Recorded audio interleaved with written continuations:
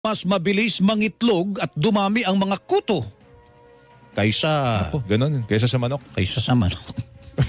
Magparami na tayo ng kuto. Naku, nakakain ba yung puto? Kapag mainit, biro lang po yon.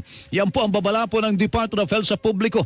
Sinabi pa ni Health Undersecretary Eric Tayag na kadalasang kumakalat ang kuto dahil sa hiraman ng mga gamit.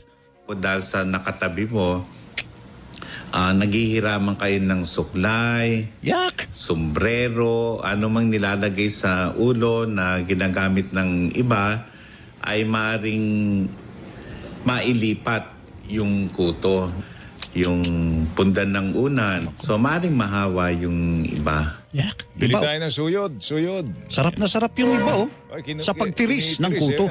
Yan o. Sarap na sarap. Ayo. Ayan o. Ang tinig po ni Health Gigil na gigil, Undersecretary Eric Tayag. Gustong-gusto